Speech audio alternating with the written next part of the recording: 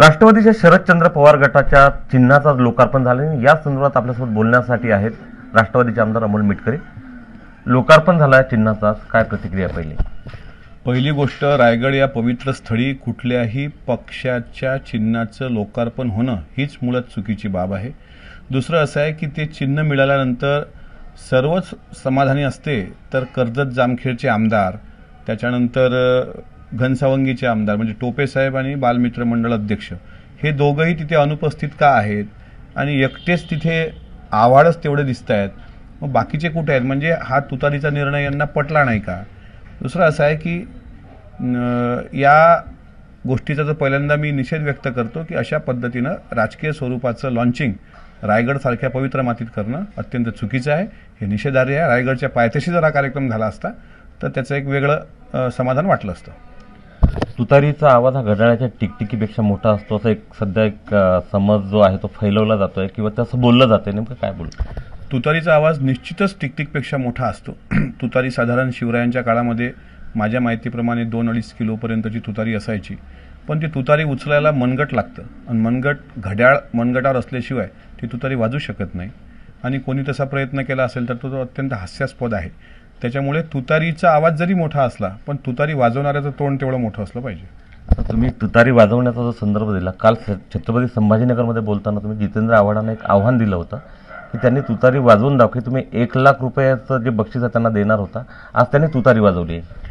नाही, अत्यंत चुकीचं तुम्ही सांगताय. तुतारीचा व्हिडिओ माझ्याकडे आहे रायगडवरचा, तो तुम्हाला मी दाखवतो.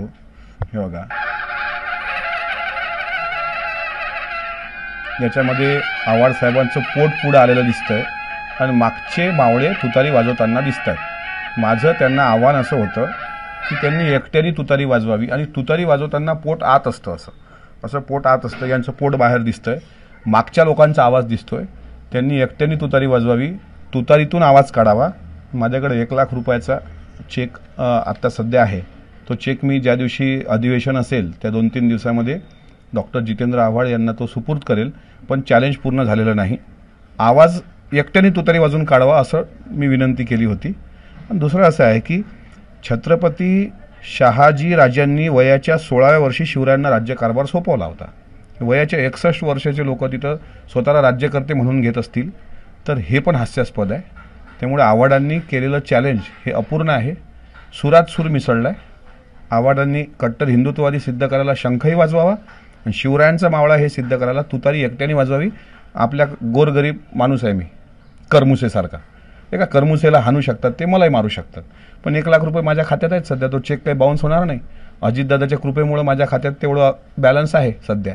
हा चेक मी त्यांना हस्तांतरित करेल अधिवेशनामध्ये. पण तुतारी डॉक्टर जितेंद्र आव्हाडांनीच वाजवलेली असावी, मागच्या लोकांनी नाही. दादा, एक प्रश्न आणखी असा आहे की आज अजितदादांच्या काही लोकांनी भेटी घेतल्यात. रोहित पवारांचं नाव आहे, राजेश टोपेंचं नाव आहे आणि सुप्रियाताई पुण्याची एक प्रशासकीय बैठक होती, परंतु राजेश टोपे का भेटलेत? नेमकं चालू काय आहे? मी तुम्हाला काल ट्विटद्वारे सर्व पत्रकारांना सांगितलं होतं की मार्च महिन्याची वाट बघा. लोकसभेच्या पूर्वी तुम्हाला मोठे मोठे भूकंप दिसतील, मग तो मराठवाडा असो किंवा पश्चिम महाराष्ट्र असो. आज कालवा समितीची बैठक पुण्याला सकाळी होती आणि अजितदादांच्या नावाने रोज नाकाने कांदे सोलणारा बालमंडळ अध्यक्ष सुद्धा त्या बैठकीला होता. त्याच्यासोबत आमच्या पक्षाचे आमदार मकरंद आबा असतील किंवा अपक्ष आमदार संजय मामा शिंदे पण होते. आणि राजेश टोपे साहेब कशासाठी भेटले तर ते कालव्याच्या समितीच्या संदर्भात ते भेटले नव्हते. ही भेट फार गोपनीय होती आणि हा फक्त ट्रेलर होता. पिक्चर फार मोठा आहे. तुम्ही थोडा धीर धरा, तुम्हाला मार्च महिन्यामध्ये विध्वंस झालेला दिसेल. राजेश टोपे नाराज आहेत का तिकडे? मग एकटे राजेश टोपे साहेबच नाही, असे अनेक आहेत की जे आता त्यांना माहीत आहे. स्वतः पवार साहेबांचं एक स्टेटमेंट आलं की अजितदादा सकाळपासून काम करतात. आदरणीय साहेबांना पण माहीत आहे. राजेश टोपेंच्या सोबत आणखी 6 जणांची फलटण आहे. आता एक नाव तर तुम्हाला जाहीर करून दाखवलं. एक पश्चिम महाराष्ट्राचं मोठं नाव आहे. मोठ्या नावासोबत येणारे 4 आणखी नावं आहेत. आणि काँग्रेसची झिशान सिद्दीकी तर काल त्यांनी सांगितलं की जेवढं काँग्रेसनी मुस्लिम समाजाला तिथं हे दिलं नसेल, आर्थिक मदत केली नसेल, त्यामुळे महामंडळाला, मौलाना अबुल कलाम आझाद मंडळाला अजितदादांनी केली.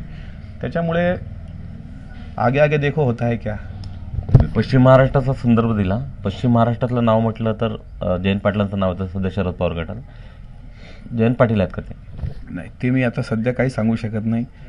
तुमची सूत्रांची माहिती फार पक्की असते आणि शोध पत्रकारिता हा उमेशजी तुमचा आणि तुमच्या चॅनलचा खूप उत्तम आहे.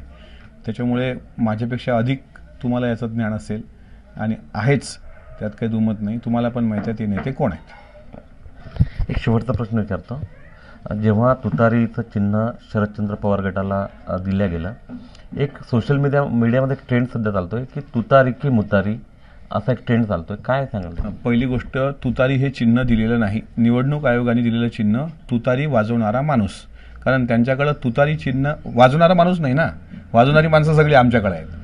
पण तुतारीची तुलना मुतारी या शब्दाशी त्यांच्याच ट्रोलर्स मार्फत जर सोशल मीडियावर तो तसा ट्रेंड चालवला जात असेल तर छत्रपती शिवाजी महाराजांच्या शिवकालीन वाद्याचा अपमान आहे. एका अर्थाने तो मावळ्यांचा पण अपमान आहे. तुतारीची मुतारीशी तुलना करणं हे अत्यंत नीच कृत्य आहे, याचा मी निषेध करतो. तुतारीचा आवाज हा घड्याळाच्या टिकटिकीपेक्षा निश्चितच मोठा असतो. मात्र तुतारीचा आवाज येण्यासाठी हातावर घड्याळ असल्याशिवाय ती ताकद, ती ऊर्जा जी आहे ती आपल्यामध्ये येत नाही, असं आमदार अमोल मिटकर यांनी म्हटलं आहे. उमेश राणे, एबीपी माझा, अकोला. एबीपी माझा, उघडा डोळे बघा नीट.